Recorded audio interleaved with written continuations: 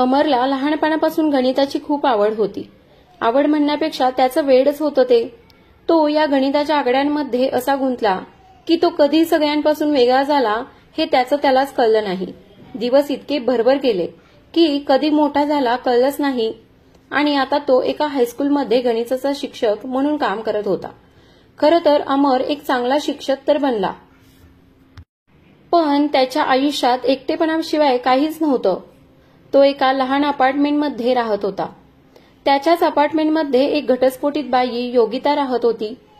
ती तिच्या घटस्फोटानंतर तिथे तिची भाची साक्षीकडे राहत होती आणि ती एका कॅफेत काम करत होती. अमर तिच्यावर प्रेम करू लागला होता. अमरने त्याच्या 30 वर्षात पहिल्यांदाच कोणाला तरी पसंत केलं होतं. योगिताला बघण्याच्या बहाण्याने तो रोज त्या कॅफेत जात होता.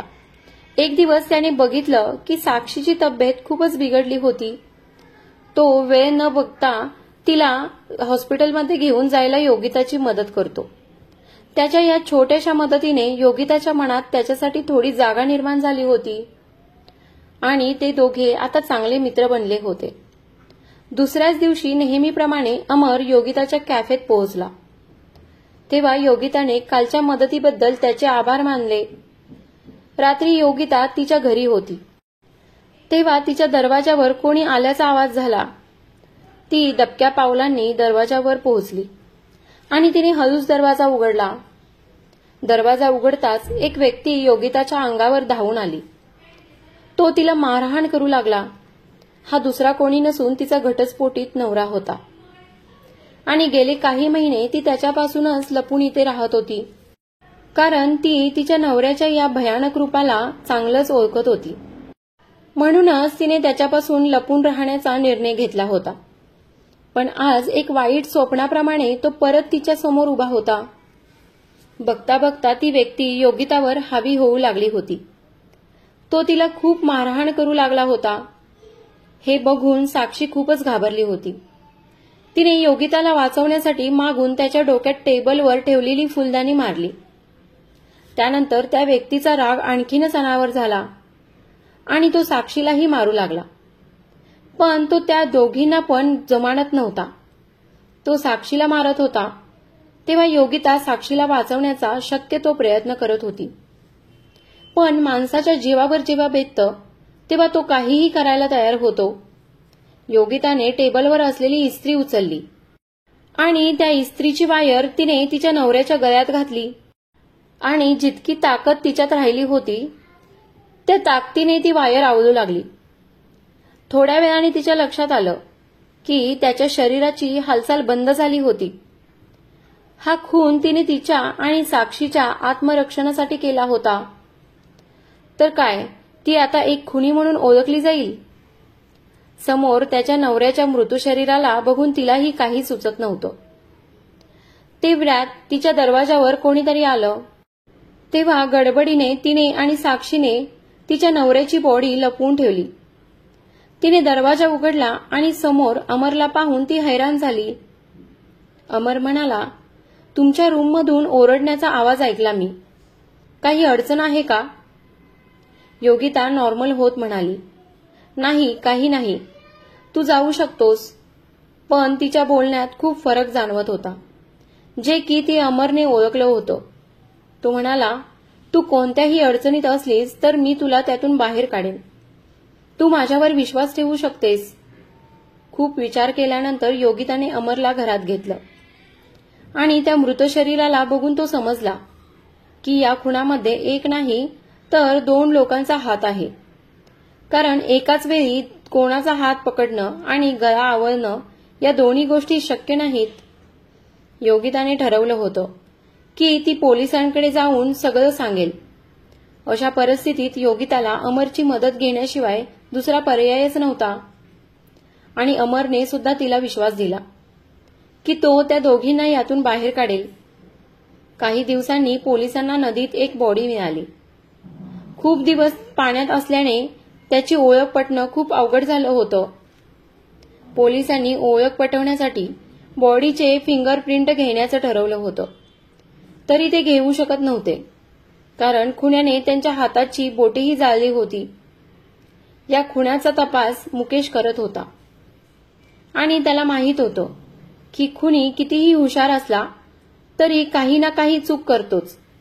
भलेही खुन्याने त्याचे हात जाळले होते, पण त्याने त्याच्या हातातील अंगठी काढणं विसरला होता आणि त्या अंगठीमुळे खुन्याचा शोध घेणं काही प्रमाणात सोपं झालं होतं.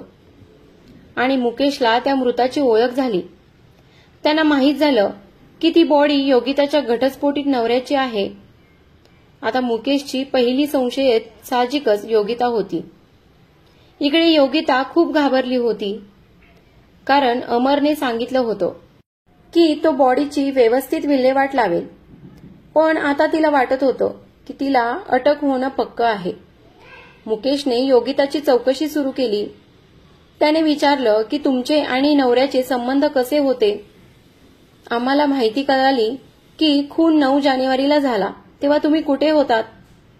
योगिताने न घाबरता सांगितलं की त्या दिवशी मी सिनेमा बघायला गेले होते. पोलिसांना तिच्यावर संशय होता, त्यामुळे त्याने सिनेमाची तिकीटं दाखवायला सांगितली. तेव्हा तिने कचऱ्याच्या डस्टबिनमधून ते तिकीट काढलं आणि पोलिसांना दाखवलं.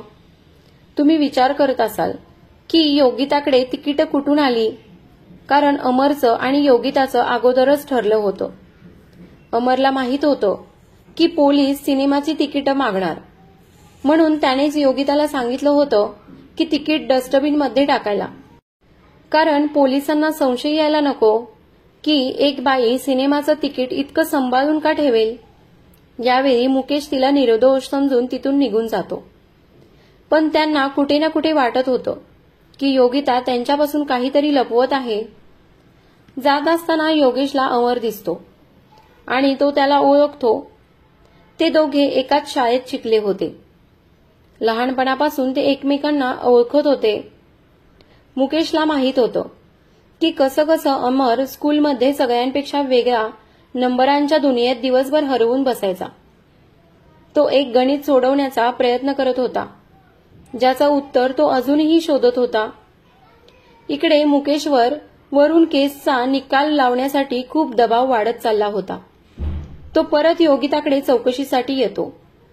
तेव्हा त्याला पक्क माहित होतं की योगितानेच हा खून केला आहे आणि ते पक्क करण्यासाठी एकच गोष्ट पुरेशी होती, आणि ती होती लाईव्ह डिटेक्टर टेस्ट. मुकेश योगिताला त्या खुर्चीत बसवतो आणि तिची टेस्ट सुरू करतो. आणि पहिला प्रश्न तो तिला विचारतो, 9 जानेवारीला तुम्ही कोणासोबत सिनेमा बघायला गेला होता. तिने सांगितलं की साक्षीसोबत. यामध्ये ती पास झाली. दुसरा प्रश्न, त्या दिवशी तुम्ही पूर्ण सिनेमा बघितला होता की नाही. तिने होकार दिला. पोलिसांनी तिला शेवटचा प्रश्न विचारला, काय तुम्ही त्या दिवशी नवऱ्याला भेटला होता का. तिने थोडा विचार केला आणि तिने होकार दिला, आणि यात सुद्धा ती पास झाली. योगिताच्या सगळ्या बरोबर उत्तराने मुकेश खूप चिडला. आता त्याला हे जाणून घ्यायचं होतं की योगिताने कसं न घाबरता सगळ्या प्रश्नांची बरोबर उत्तरं दिली होती ते. म्हणून तो त्या दिवशी रात्री अपार्टमेंटचे सीसीटीव्ही फुटेज चेक करण्यासाठी गेला. तेव्हा त्याने साक्षीसोबत योगिताला बघितलं. पण कसं शक्य होतं, आणि या सगळ्यामागे काय राज होता, आणि योगिता त्या सगळ्या जागी कशी हजर होती. मुकेशला पक्की खात्री होती की त्या दिवशी ती घरी होती. तेव्हा मुकेशचा सहकारी त्याला सांगतो की आपल्याला केसच्या दुसऱ्या गोष्टीकडे पण लक्ष दिलं पाहिजे. इकडे योगिता आता तिचं आयुष्य न घाबरता एका नव्या उमेदीने जगत होती. तिने अमरचे आभार मानले. तिला इतक्या मोठ्या अडचणीतून बाहेर काढल्याबद्दल तिने दुसऱ्या दिवशी अमरला एक गिफ्ट पाठवलं. ते अमरला खूप आवडलं. त्याला असं वाटलं की त्याने योगिताच्या मनात एक स्थान निर्माण केलं आहे. पण असं काही नव्हतं. योगिताचा एक मित्र होता, यश. त्याच्यासोबत तिच्या भेटीगाठी हळूहळू वाढत चालल्या होत्या. हे बघून अमर आतल्या आत तडफडत होता, कारण त्याला वाटत होतं की योगिता पण त्याला पसंत करत होती. पण तसं नव्हतं. एक दिवस मुकेश अमरला घेऊन योगिताच्या कॅफेत येतो. तेव्हा दोघांना सोबत बघून योगिता घाबरली. ते तिच्या चेहऱ्यावर स्पष्ट दिसत होतं. अमर त्या पोलिसांसोबत का आला आहे. अमरने त्यांना सगळं खरं तर सांगितलं नाही ना, हा सगळा विचार करून ती खूप घाबरली होती. पण मुकेशला हे माहीत नव्हतं की योगिता आणि अमर एकमेकांना ओळखत होते. त्यांना बघून योगिता घाबरत होती. तेव्हा अमर तिला शांत राहण्याचा इशारा करतो.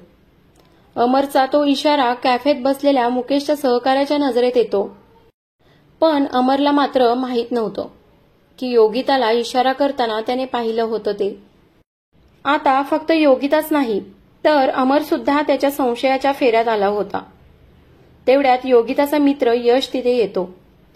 त्याला बघून परत अमरला राग येतो. या सगळ्या गोष्टीकडे मुकेशचं बारीक लक्ष होतं. त्याच्या लक्षात आलं की अमर योगिताला पसंत करत होता. इकडे अमरने योगिता आणि यशच्या नात्याबद्दल शोध घ्यायला सुरुवात केली होती.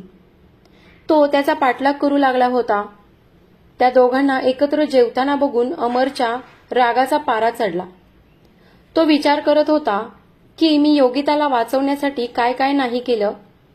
तिला या सगळ्यातून बाहेर काढणारा मीच होतो आणि आता सगळं ठीक झाल्यावर ती मला विसरून गेली.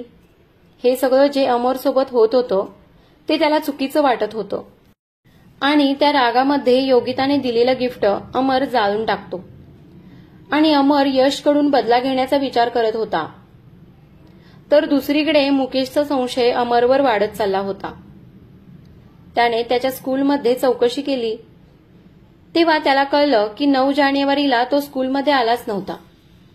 मुकेशचा संशय अमरवर इतका वाढत चालला होता की त्याला वाटत होतं योगिताच्या नवऱ्याच्या खुनात अमरचा देखील हात आहे. आणि मुकेशने अमरचा पाठलाग सुरू केला आणि त्याचा हा प्रयत्न लवकरच सफल झाला. त्याला कळलं की अमर आज यशला भेटायला आला आहे. अमरने पक्का विचार केला होता की आज यशला आपल्या रस्त्यातून कायमचं काढून टाकायचं. तो त्याला मारणारच होता की तितक्यात मुकेश तिथे पोहोचला आणि त्याने अमरला पकडलं आणि तो त्याला पोलीस स्टेशनला घेऊन आला. आता चौकशी करण्याची वेळ अमरची होती आणि अमरने योगिताच्या नवऱ्याचा खुनाचा आरोप स्वतःवर घेतला. पण मुकेशचं डोकं पण एवढं चालत होतं की तो अंदाज लावू शकत होता की त्यात फक्त त्याच्या एकट्याचा हात नव्हता. तो योगिताला वाचवण्यासाठी हे सगळं आरोप स्वतःवर घेत आहे आणि मुकेश त्याच्या मित्राला एकट्याला यात फसू देणार नव्हता. म्हणून मुकेश अमरला त्याच्या निर्णयावर परत एकदा विचार करण्यास सांगतो. पण अमरने पक्का निर्णय केला होता की कसल्याही परिस्थितीत तो योगिताला यात अडकू देणार नाही आणि जेव्हा जेव्हा त्याला विचारलं जाईल तेव्हा तो फक्त स्वतःचं नाव घेत होता. आणि शेवटी अमरने मुकेशला त्याची एक मदत करण्यास सांगितलं. अमरने योगितासाठी एक चिठ्ठी लिहिली होती. ती तिला द्यायला मुकेशला सांगतो, ज्यात त्याने त्याच्या योगिताबद्दल वाटणाऱ्या भावनांना वाट करून दिली होती. मुकेश त्याची ही मदत करायला तयार झाला आणि आता तो ती चिठ्ठी घेऊन योगिताकडे गेला. तेव्हा मुकेशने सांगितलं की कसा अमर स्वतःला तिच्यासाठी कुर्बान करत आहे. हे ऐकून योगिताला खूप वाईट वाटलं आणि ती त्याला सगळ्या गोष्टींवरून पडदा उघडते की 9 जानेवारीच्या रात्री काय झालं. पण सत्य तर खूप खोल आणि गुपितांनी भरलं होतं. कारण तिला माहीतच नव्हतं की चौकशी दरम्यान सगळे तिला 9 जानेवारीच्या रात्रीबद्दल का विचारत होते. कारण तिने तिच्या नवऱ्याचा खून 8 जानेवारीला केला होता. पण काय झालं होतं या 1 दिवसाच्या हेराफेरीत याचं उत्तर खूपच सरळ होतं. कारण अमरला चांगलंच माहीत होतं की पोलिसांना जेव्हा बॉडी मिळेल तेव्हा पोलीस 8 जानेवारी तारखेला खून झाला आहे हे समजतील. म्हणून त्याने बरोबर 9 जानेवारीला रस्त्यावर झोपलेल्या एका भिकाऱ्याला आपली शिकार बनवला होता आणि त्याचा खून केला आणि त्या भिकाऱ्याचा चेहरा आणि शरीराला पूर्णपणे बिघडवलं होतं. आता अमरचं पुढचं काम होतं की त्या बॉडीला कसं योगिताच्या नवऱ्याची ओळख द्यायची. जेव्हा पोलिसांना बॉडी सापडली तेव्हा त्यांना वाटलं की अंगठी सोडून खुन्याने खूप मोठी चूक केली आहे. पण ती अंगठी जाणून बुजून त्या भिकाऱ्याच्या हातात घातली गेली होती, ज्याने पोलिसांना वाटेल की ती बॉडी योगिताच्या नवऱ्याचीच आहे आणि 9 जानेवारीलाच तिच्या नवऱ्याचा खून झाला आहे. ही सगळी योजना अमरने बनवली होती आणि त्याने योगिताला या सगळ्यापासून दूर ठेवलं होतं. हे सगळं ऐकल्यावर मुकेशला योगितावर खूप राग आला, पण तो तिचं आता काहीच बिघडवू शकत नव्हता आणि त्याने अमरने दिलेली चिठ्ठी तिला दिली आणि तो तिथून निघून गेला. योगिताने ती चिठ्ठी वाचली. त्यात अमरने त्याच्या सगळ्या इच्छा त्या चिठ्ठीत लिहिल्या होत्या, ज्या त्याने दाबून ठेवल्या होत्या. त्यात त्याने लिहिलं होतं, एक वेळ होती जेव्हा मी स्वतःला एकटं समजत होतो, पण ज्यावेळी मी तुला बघितलं माझ्या अंतर्मनात परत एकदा जगण्याची उमेद निर्माण झाली होती आणि तेव्हापासून मी तुला आपलं बनवायचं ठरवलं होतं. त्याने हे सुद्धा लिहिलं होतं की तुझ्या चांगल्या आयुष्यासाठी मी माझं आयुष्य पणाला लावेन, कारण मला हे आवडणार नाही की तू स्वतःला दोषी समजून दुःखी होशील. मी जे काही केलं तो माझा निर्णय आहे. आता तू यश सोबत तुझं आयुष्य चांगल्या रीतीने जग, जे जगण्यासाठी तू तरसत होतीस. यश तुला सुखी ठेवेल. चिठ्ठी वाचून योगिताला तिची चूक कळाली आणि ती धावत पोलीस स्टेशनकडे गेली, पण तिला पोहोचायला खूप उशीर झाला होता. अमरला कोर्टात नेलं होतं. अमरला शिक्षा झाली होती आणि ती कोर्टात पोहोचली तेव्हा पोलीस अमरला गाडीतून घेऊन जात होते आणि योगिता हे सगळं बघत उभी होती. ती काहीच करू शकत नव्हती आणि तो योगिताच्या नजरेआड झाला. अमर योगिताला त्याच्या प्रेमाची आठवण देऊन गेला.